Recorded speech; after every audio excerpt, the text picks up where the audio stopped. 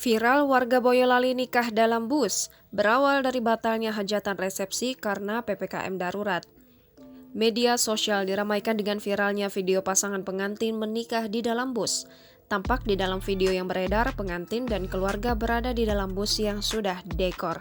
Diiringi campur sari langgam Jawa dari TV dan sound, bus melaju santai di jalan tol. Pakaian para penumpang juga rapi seperti tamu hajatan resepsi pada umumnya.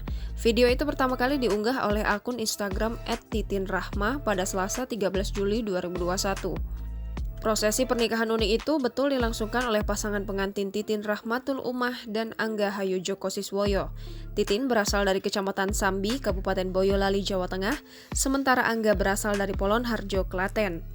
Titin mengungkapkan pernikahan di dalam bus itu dilangsungkan pada Minggu 11 Juli 2021. Nikah di dalam bus terpaksa dipilih Titin dan Angga karena aturan PPKM darurat. Pihak keluarga lantas membatalkan acara dan seluruh keperluan. Lalu pihak keluarga Titin merencanakan acara akad di rumah tanpa resepsi. Sementara itu, opsi akad di kantor KUA tidak diambil karena hanya diperbolehkan 60 menit saja. Pengantin pria rupanya merupakan pegawai sebuah tour dan travel. Tour and travel tersebut menawarkan produk menikah di dalam bus.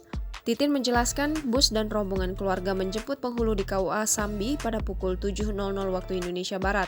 Kemudian bus berjalan dan langsung dilakukan ijab kabul. Setelah selesai akad nikah, bus kembali KUA Sambi untuk mengantar petugas KUA.